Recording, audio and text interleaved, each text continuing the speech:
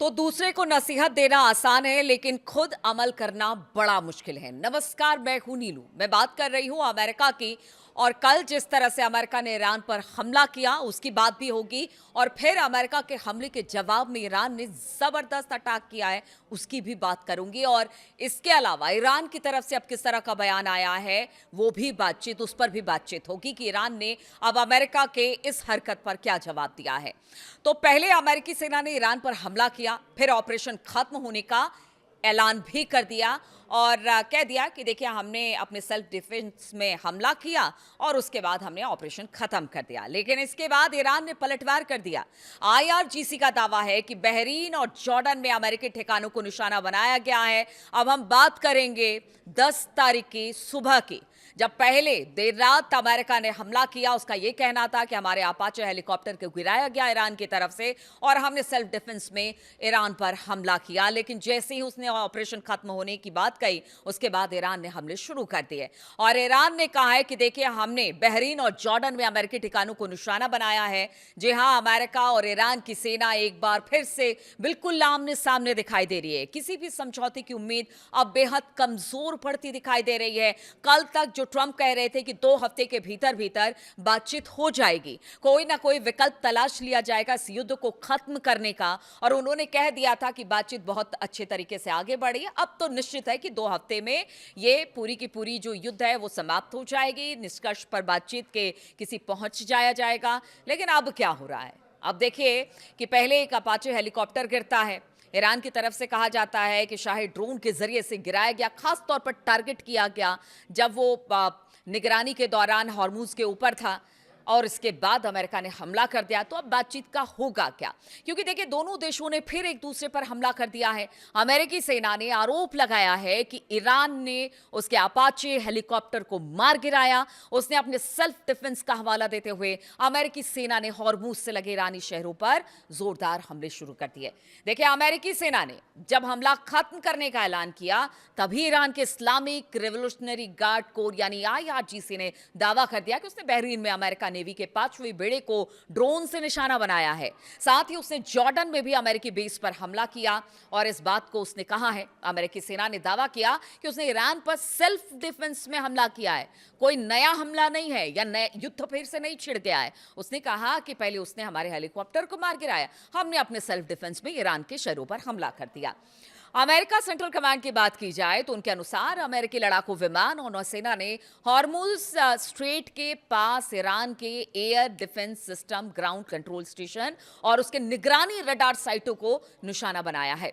America ने इसे balance way में जवाब देना बताया है। तो यह अमेरिका का बैलेंस वे होता क्या है कि आपका एक अपाचे गिरा तो आपने ईरान के कई शहरों पर हमला कर दिया। यह बैलेंस वे है, अमेरिका का जवाब देने का तरीका है।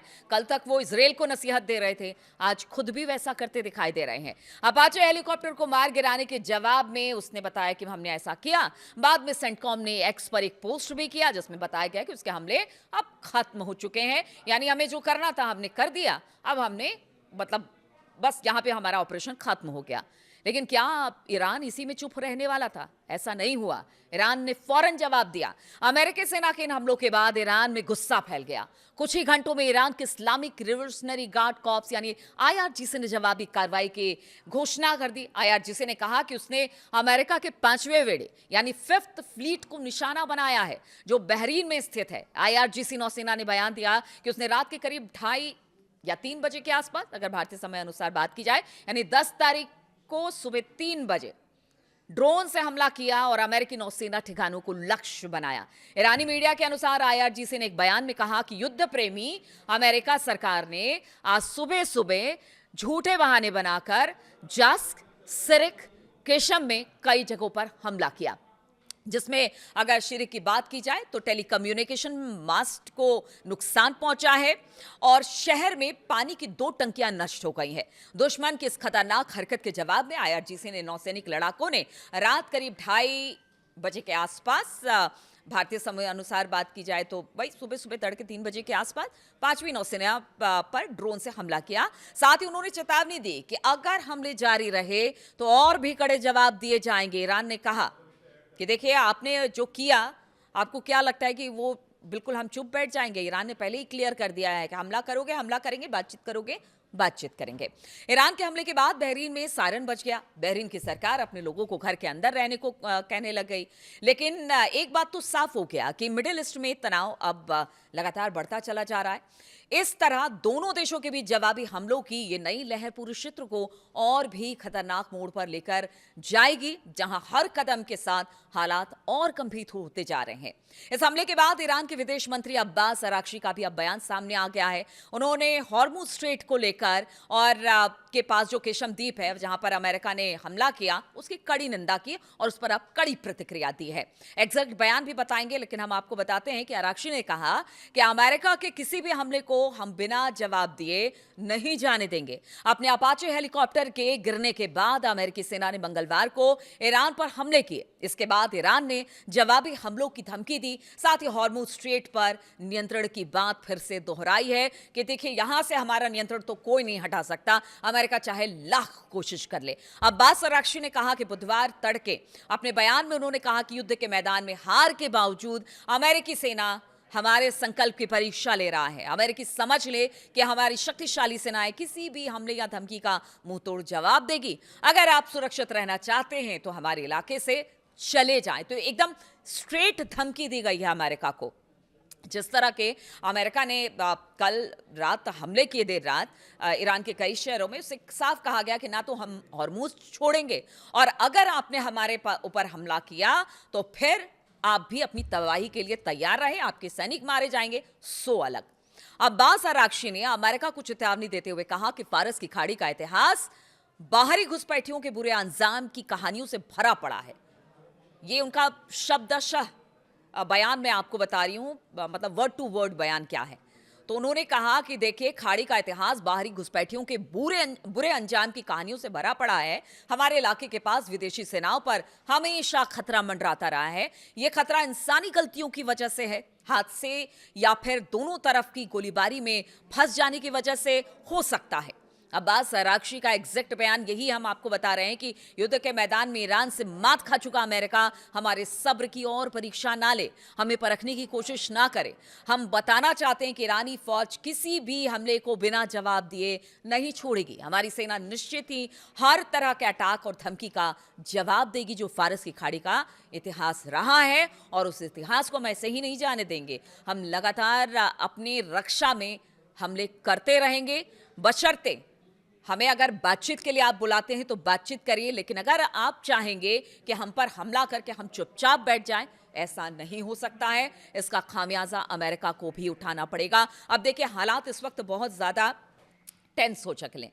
हालांकि देखिए, बड़े कहते हैं ना कि बड़े सेफ बातें करते हुए ट्रंप आगे बढ़ते हैं कि ये सेल्फ डिफेंस था और उन्होंने अपाचे हमारा गिराया तो हमने शहरों पर हमला कर दिया, और ये कोई नया युद्ध नहीं है, हम युद्ध नहीं छेड़ रहे हैं, हम बातचीत कर रहे हैं।